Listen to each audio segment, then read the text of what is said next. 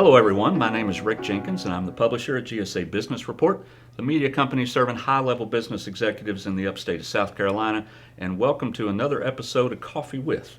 And today I'm having coffee with David Evette. David is the president and CEO at Quality Business Solutions, or QBS. QBS provides a variety of back-office solutions for companies really all over the country, which we're going to talk about in just a second. David, welcome. Good to have you here. Thank you, Rick. It's good to be here. Well, I appreciate you coming. I have not seen you in a while. The last time I saw you was about a year ago. I came down to your place in Travelers Rest, out on your farm where your office is located, and had a really nice afternoon looking around, and it's been over a year since I've seen you. That doesn't seem like it's been that long. I mean, really, I realize the last 6 months has been really different for everyone, but I didn't realize it had been a year. I know it. It has so that means been you a got to while. get back out. I do. I got to get out a little bit. We all have to get out a little bit, right? Things are difficult right now, challenging times. Challenging. About a year and a half ago, you took over the leadership reins at QBS because your wife, who was the former CEO, Pamela Evette, took another job. And for those of you who have been hiding under a rock for a while, David's wife Pamela is our lieutenant governor. And when she took that position a year and a half ago, you stepped in and took over. What is it like now all of a sudden running this company whom you had done so as a partner with your wife for 20 years, and now you're doing it on your own? Well, I know I'm probably going to get in trouble for saying this, but I guess I didn't realize how much she actually did. I know, I bet. Even though we both had kind of different roles there, she was more on the compliance and the licensing and the money, the bean counter there. My role was always in sales and operations and keeping things going. And so when I had to kind of like divide my time and do a little bit of both, it became obvious that I was going to have to get some help. Right. So did you let on to her that now you knew how much she did, or have you I just think kept she'll find out now. Right. Yeah, She's going to know right now. She'll figure it out when she sees this. That's funny. 20 years ago, again, you started this company. You guys started it basically at your kitchen table, right? Actually, in a spare room in our house, exactly. In a spare room. In a spare room. And you worked the business from your house for quite some time, right? Yeah, I would say probably 2 or 3 years, at least 2 or 3 Yeah. years. And then we migrated to a room over our garage, which was a little bit bigger. Yeah. Until we finally said it's time that we do a little bit more. And now 20 years later, you got a company that is $1.5 billion, almost $1.5 billion in revenue, and you do business with companies in all 50 states. All 50 states now, that's correct. Including Alaska. When's the last time you went up there to check on your client? Let me think. That would be, I haven't been there You yet. haven't been there I haven't yet. been there yet. Right, that's where you send And someone I got there. to choose the season that I would like to go up there and check that one out. Right. It could be challenging. Yeah, I bet. That's funny. But you can also go to Hawaii, so there's that. That's true. That one I'm working on. Trying to get I that bet one you on are. schedule. I bet you are. I read this great quote on your website where Pam said that God dreamed a bigger dream for you all than you could have ever dreamed for yourself. And I thought, what a great quote that is, but that pretty much sums it up, right? It was never our intent when we started the company 20 years ago to be at the size that we were at. Right. We just felt we saw a need and we wanted to fill it, and we never planned that we would be doing it in all 50 states, but it did. It just kind of took off, and we tried to hold on and go with it. Right. I love the fact that we have a company in Travelers Rest that does business with other companies in all 50 states in the country. I think that's a great story, a great success story for you guys. Of all sizes, too. Right, of all sizes. That's correct. And we'll talk a little bit more in detail about that, but first let's talk about your office space out in Travelers Rest. It is on the family farm, your family farm, right? My grandfather's farm. Your grandfather's farm, and now it's about 200 acres, and I went out there and I looked around and I was incredibly jealous, not only of that farm, but the fact that your employees can work in such a cool place. They gotta love it, right?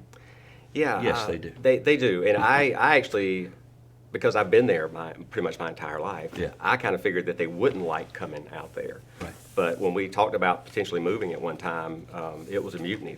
Nobody wanted to leave. So, Right. no, they actually enjoy it, driving out to the farm every day. I can't imagine once you work there wanting to work anywhere else. I hated to leave and come back to my office. How many employees you got now? It fluctuates. I would say right around 42 or 43. at any given time. A lot more than we ever thought we would have. You know, QBS basically is in business to help other folks, right? Do business.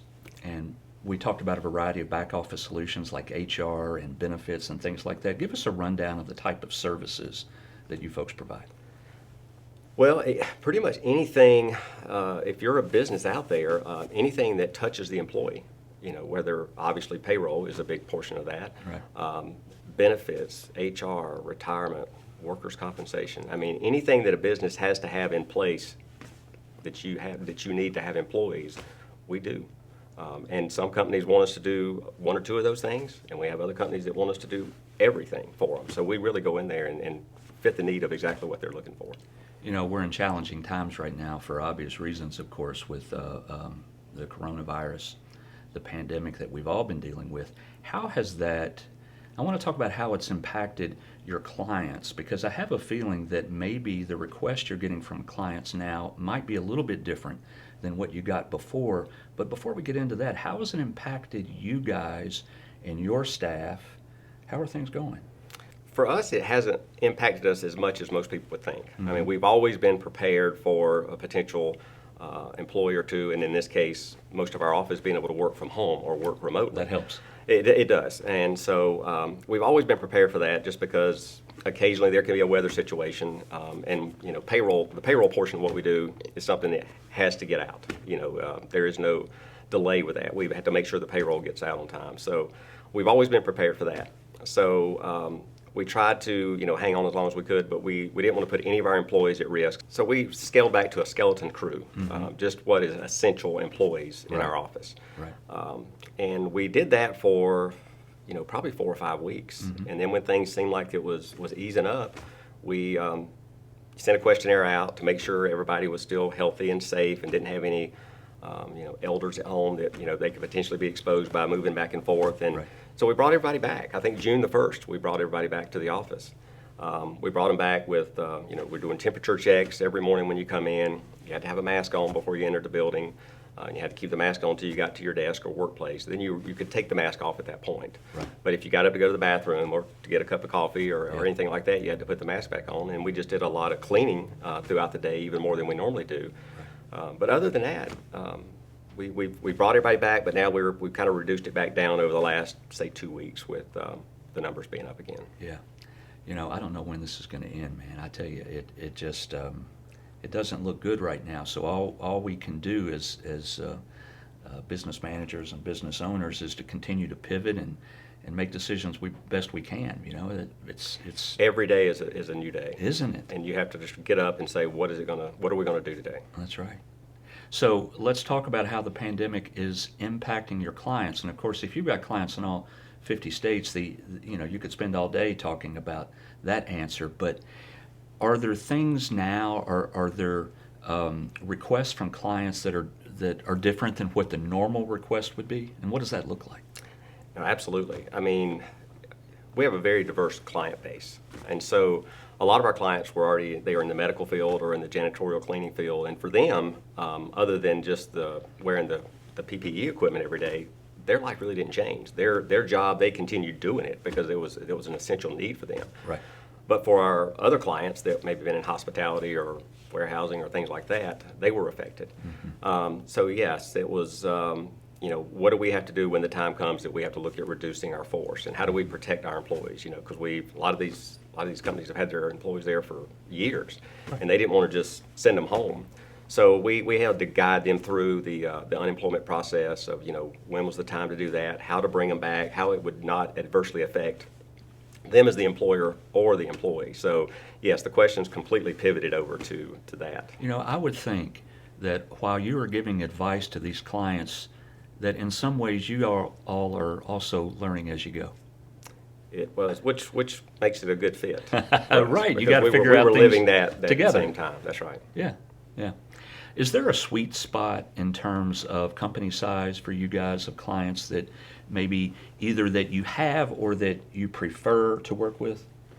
Was 20 years ago when we started the company, I think the statistical data would show that a company, from 20 to 40 would kind of fit the mold for Right. what we did.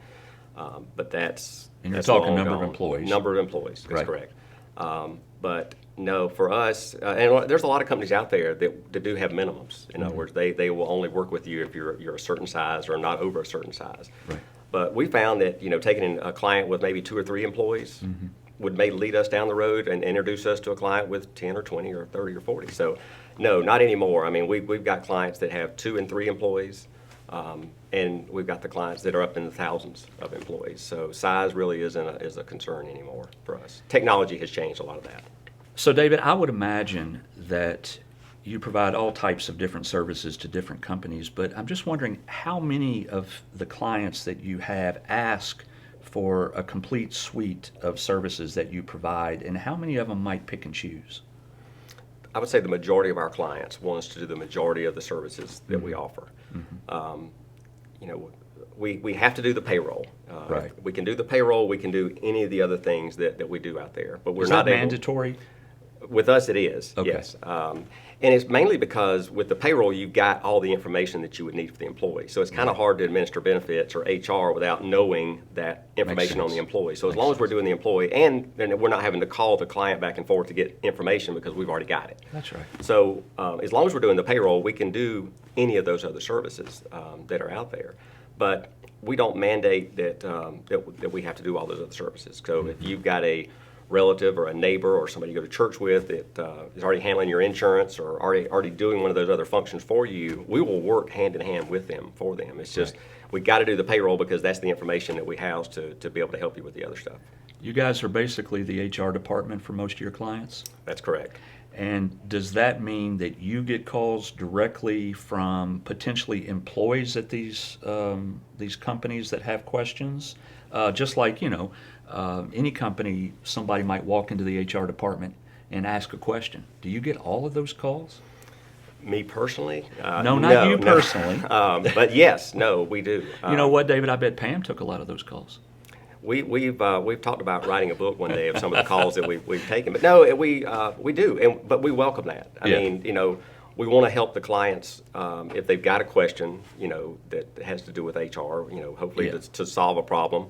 But if an employee has a concern, we want to be the ear there as well, so we can give the feedback back to the client. So you said you had 40-some employees, and I'm still wrapping my brain about how all this works. You have 40-some employees. You have clients in all 50 states. I would assume then that you have employees that handle clients, right? They have a client load, something along those lines. Is that how it works? Yeah, when a new client comes on board with us, they'll go through a client implementation process, and they'll work with a single person through that process. Because what we want to do is learn, everything about them, their personality, how much they like to talk on the phone, kind of when their data comes in. Really, just try to understand them a little bit better. Mainly because we want to help them, but we need to know how to pair them up with the right personality in our office. Because if you've got a talker on this end of the phone and somebody that doesn't like to talk on this end of the phone, Right. that's usually not a good fit. Right. So we like to make sure that that's a good match. And then, yes, that is always going to be their contact person. So you're not calling us and having to tell your story over and over and over again. You'll have somebody that you work with exclusively. That's right.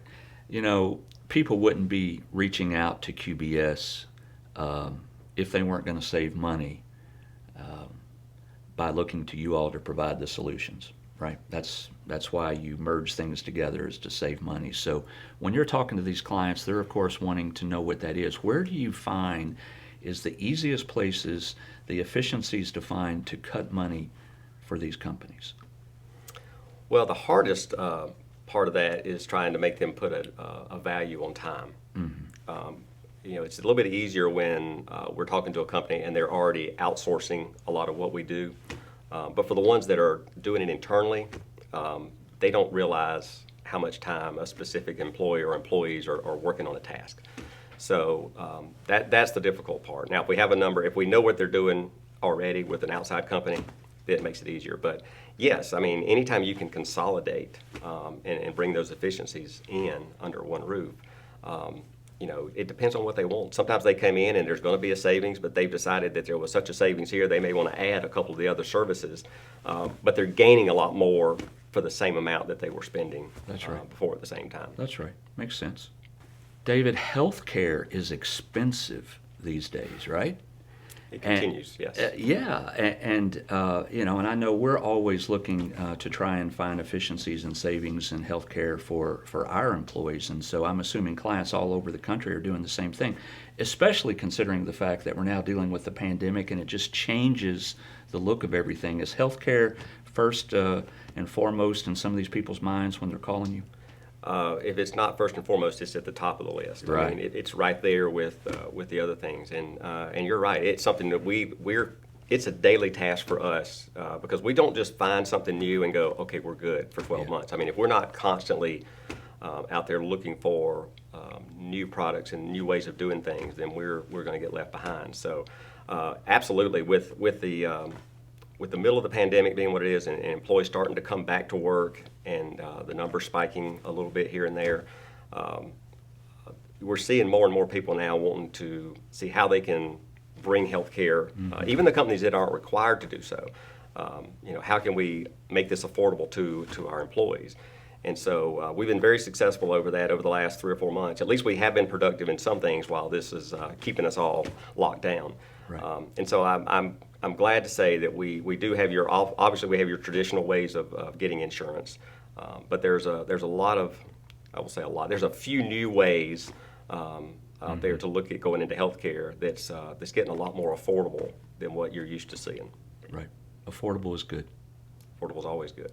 David, a hot topic these days, and it's been an extremely important topic for a long time, but it's inclusivity in the workplace. But it seems like it is a hotter topic today than it has been maybe ever. Are you having those types of conversations with clients when you call how people can continue to do better? There was a time when we thought many people thought we were doing good enough, and then all of a sudden we realized we're not. We have to do better. Yeah, 2020 has been a very busy year in a lot of different ways. But it's good in some ways because it does make you look at different ways about doing things. Right. But no, it's been a big topic, yes, and that is something that we've been working on throughout the whole pandemic, and it really back to the beginning of the year. We've been proactive in sending out a lot of webinars and training material about how to be more inclusive, be more diverse with your workforce, and listen to your people. But I think you've got to take a good look. You can't be the status quo of what you've done for the last year or 5 years or 10 years. That's right. You've got to look at that. David, this has been a great conversation. I've really enjoyed it. I thought I knew what I needed to know about you guys, but I don't think I knew enough. So thank you. But I want to end by talking about QBS and how many awards you guys have won for a while. You all are a mainstay on an event that we do every year called Roaring Twenties, which is the fastest growing companies in South Carolina. And it seems like QBS is being honored almost every year, it seems to me. But you've also been honored as one of the best places to work in South Carolina. Let's talk about that a little bit. Yeah, for a lot of years, Pam and I we really just kept our head down and just came in and did our job, and we never looked at anything like that. Right. Partly because we just didn't have time to stop and read to see what we would need to do that. We were just doing our jobs, I guess, all along. But no, it's a great testament, and it makes us feel good when our employees will say the things that they've said, and it gives us direction as well on how we can improve on things. Mm-hmm.